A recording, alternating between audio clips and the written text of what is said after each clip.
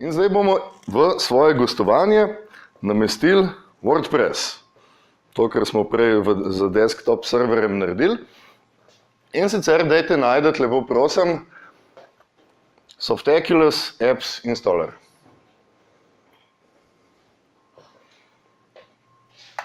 Torej, Softaculous Apps Installer, bom kliknil.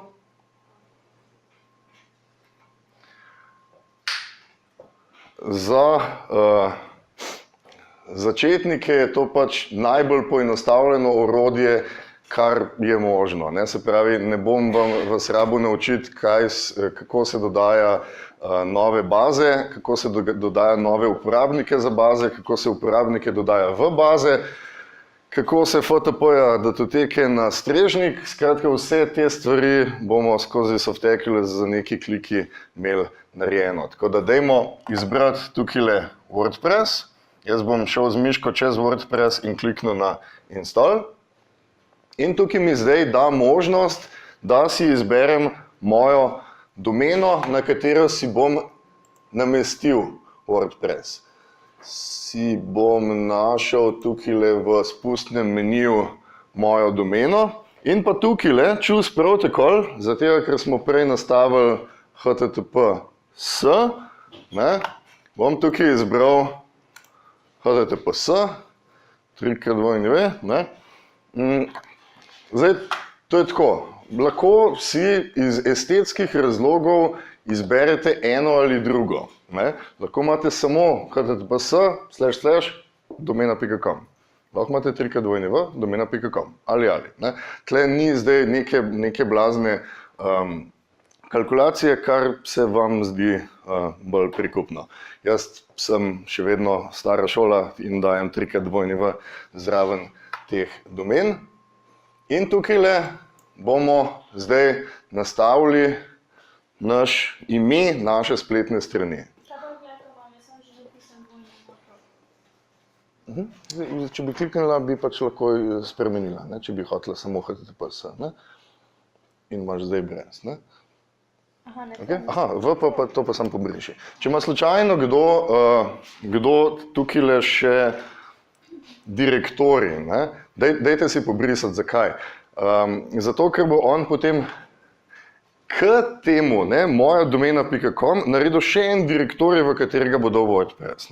Čisto brez veze. Se pravi, hočemo imeti moja domena.com, spletna stran.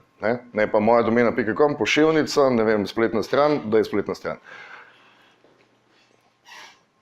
Torej, site name in site description, to bomo lahko kasneje spremenili, samo pač dajmo si zdaj nekaj upisati noter, se pravi naslov moje spletne strani in pa podnaslov moje spletne strani. Lahko, naslov in podnaslov lahko kadarkoli spremenimo v nastavitvah, ampak pač zdaj dajmo nekaj nastaviti noter.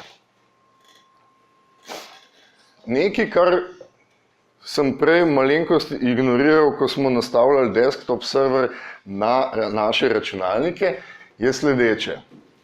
To vam bom vsakič, ko bomo nastavili geslo, 17krat povedal, tako da boste sredi noči se zbudili in boste kričali gesla.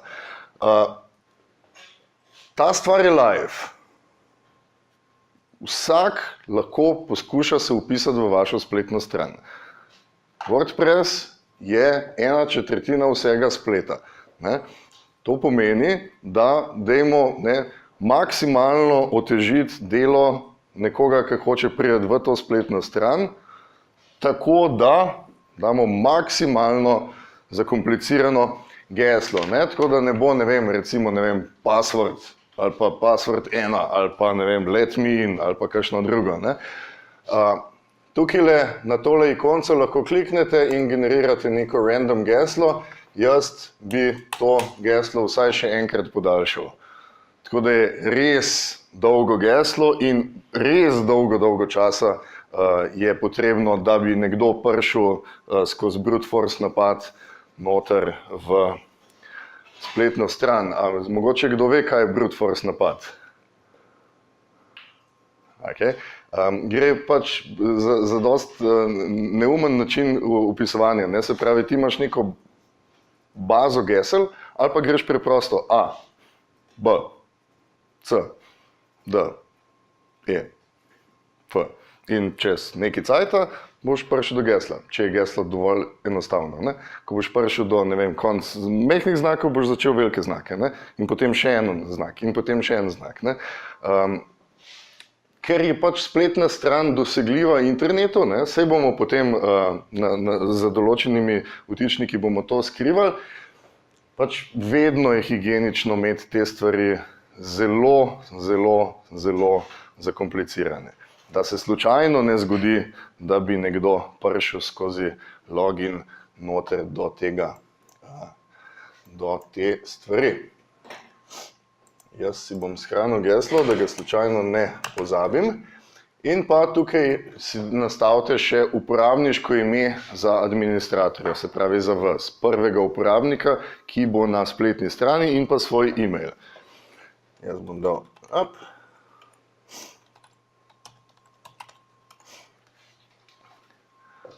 Pa dajmo select language, dajmo pustiti English, tako da bomo imeli vsi na angleščini. In pa tukaj izberite limit login attempts, da to je en izmed vtičnikov, ki bo malenkost otežil ta poskus vpisa. Ne? Se pravi, pri vsakem napačnem vpisu gesla bo on nekaj časa ne dovolil vpisa gesla za ta IP naslov. Ne? Se pravi, da bi nekdo poskušal preko brute force priti noter, je limit login attempts ena izmed rešitev, ki to malenkost otežuje. In pa dajte klikniti tukaj pri advanced options, še na tale plusek, da pridemo še do tega, database name pa table prefix. Torej, pri imenu baze, spet, ne, security by obscurity. Ne? Če nekdo ne ve, kako je bazi ime, ne bo mogel poskušati do te baze dostopati. Ne?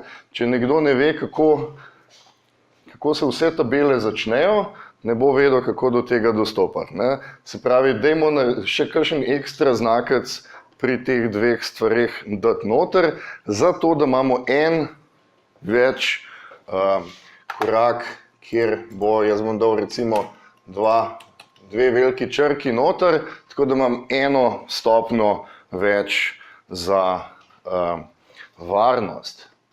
In pa pri Softaculusu je še ena lepa zadevščina, da sam od sebe nadgrajuje našo spletno stran. Ne? Se pravi, tukaj si lahko izberete, da gre na vse, oziroma samo na najmanjše popravke za WordPress. Ne? Bomo tudi prišli do tega, ne? Vedno je treba updatati spletno stran, zato ker je ta stvar živa in zato ker je ta stvar lahko pride do nekih varnostnih lukenj. Ne? In ko bodo te varnostne luknje zakrpane, ne? Čim prej je treba te stvari posodabljati. Ne? Tako da jaz si bom tukaj izbral upgrade to any latest version, tako da imam vedno na tej inštalaciji najnovejšo možno verzijo WordPressa. Ne? Zdaj, zraven tega sicer pridejo neke tehnikalije. Ne? Lahko se kaj poruši, zato ker več ni kompatibilno. Ne? Tako da vsake toliko cajta je treba potem pogledati, če stvar laufa. Ne? Lahko pa pustite tudi do not auto upgrade in potem sami greste. Ne? Ok, updateam, a vse štima. Ne? Vse štima, top shit. Še ta zadnja zadevščina, predn inštaliramo, kam vse detajle pošljem. Na kateri e-mail pošljem vse detajle, jaz bom dal svoj e-mail noter in kliknil na install. Se pravi, zdaj bo on vse te stvari pogledal, pri vseh teh stvarih zdaj bo skopiral vse te datoteke, nastavil bo novo bazo, dodal bo novega uporabnika tej bazi, nastavil vse te stvari in moja spletna stran, če zdaj recimo kliknem gor na njo, je ta spletna stran že vidna na spletu, vitamini.si, in tukaj lahko tudi pogledate, da ima HTTPS in pa tukaj le tole ikonco z varnostjo. Ok. Zdaj pa naslov, ki si ga je fajn zapomniti, je naslov, preko katerega boste dostopali do administracije. Torej, to je moja spletna stran.com, poševnica /admin. /admin. Ko boste prišli do tega linka, bo on ugotovil, ali ste prijavljeni ali niste prijavljeni. Jaz sem zdajle že bil prijavljen, pa se bom za hec odjavil, tako da boste videli, kako izgleda zadevščina. Torej, če grem na wp-admin in nisem prijavljen, bom videl tole. Username pa password, ki smo ga prej nastavili. Torej, moj username je isti, kot je bil zadnjič, tako ga ima že shranjenega, ampak bom prilepil novo geslo in kliknil na login. In to je to.